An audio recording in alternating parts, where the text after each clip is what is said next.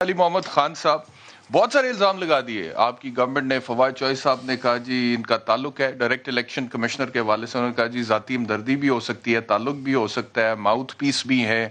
پھر اعظم سوادی صاحب نے کہا کہ خود دھاندلی کرتا ہے الیکشن کمیشن آف پاکستان اور پیسے بھی لیتے ہیں. انہوں نے پیسے پکڑے ہوئے ہیں، آگ لگا دیں، جہنم واصل کر دیں، بہت ساری باتیں کر دی.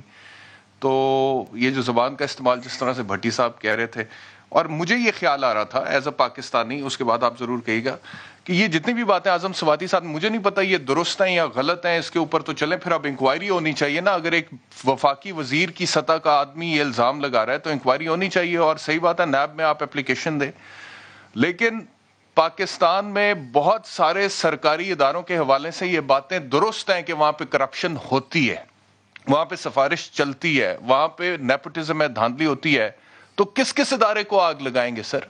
پولیس کو آگ لگائیں گے، ہیلتھ سیکٹر کو آگ لگائیں گے، ایجوکیشن کو آگ لگائیں گے؟ لوگ تو اس وقت بہت پریشان ہیں، کہاں کہاں پہ آگ لگائیں گے؟ تو آگ لگانا از دا سولوشن یا پھر ریفارم کرنا از دا سولوشن؟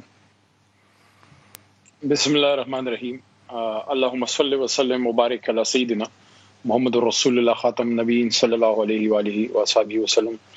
امیر الدین صاحب، بیرسٹر صاحب، بہت شکریہ.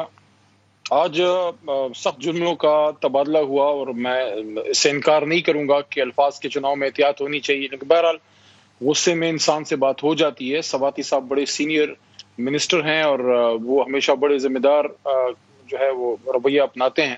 آج پرو اینڈ کس کانٹرا چیز کا غصہ تھا سر؟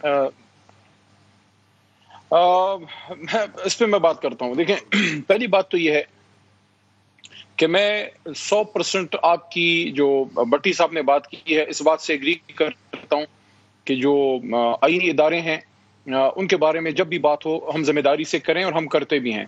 لیکن بہرحال پالیٹکس ہے، اس میں تند و تیز جملوں کا تبادلہ ہو جاتا ہے جو نہیں ہونا چاہیے، لیکن بعض اوقات ہو جاتا ہے. جو ایک ریزرویشن حکومتی بینچز پہ تھی اس حوالے سے، وہ اس حوالے سے تھی کہ جو الیکشن کمیشن آف پاکستان ہے ان کے جو محترم ممبران نے 37 پوائنٹس میرے خیال میں دیے، تو اس کا ہماری طرف سے جواب دیا جا رہا تھا، اور وہ ڈاکٹر بابر اعوان صاحب اس کا جواب دے رہے تھے. میں چونکہ اس پارلیمنٹری افیئرز کمیٹی میں ایز اے منسٹر آتا ہوں، تو وہ جتنا بھی اس میں کچھ ہوا یہ 3-4 میٹنگ میں سارا میں اس کو دیکھ رہا ہوں. میری ایک فیلنگ ہے، دیکھیں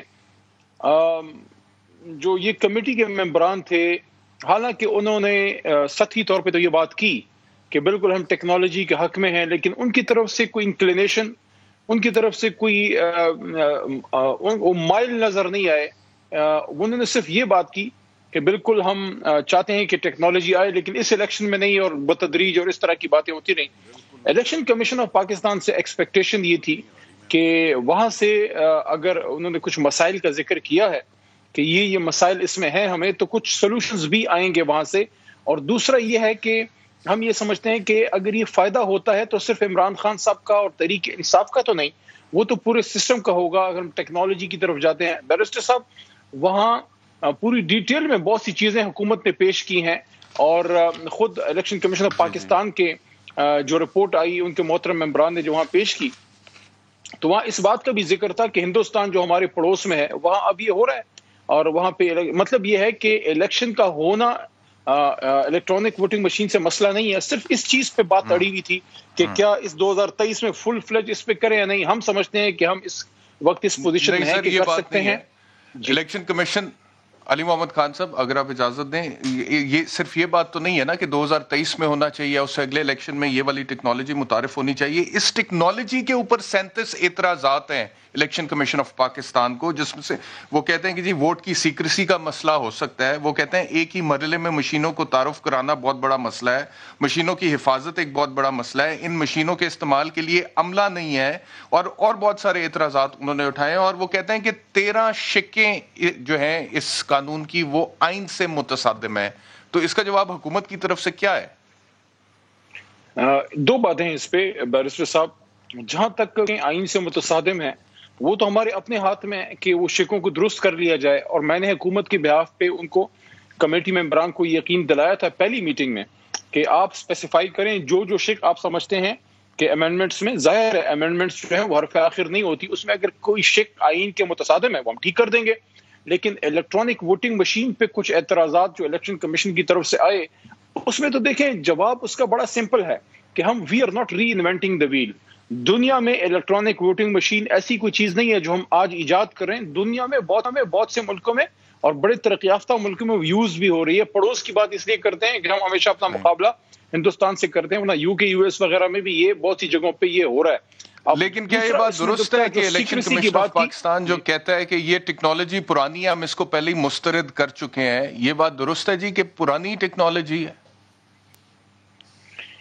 نہیں، پرانی ٹیکنالوجی کا تو میرے اس میں ایسا نہیں ہے. 2-3-4 انہوں نے اس میں سوالات اٹھائے جن کے جوابات بھی موجود ہیں. ایک تو یہ تھا کہ لاجسٹکس بہت چاہیے اس کے لیے. انہوں نے اپنے حساب سے 150 ارب کی بات کی، تو حکومت نے تو پلیج کیا ہے کہ ہم اس کے لیے جتنی فنڈنگ چاہیے ہوگی حکومت دے دے گی، وہ الاؤ کر دے گی. حکومت نے مختص کیے ہوئے. پھر یہ بات کہ سیکریسی اور اس کو ہیک جو ہے وہ کیا جا سکتا ہے، ان کی طرف سے خدشات کا اظہار تھا.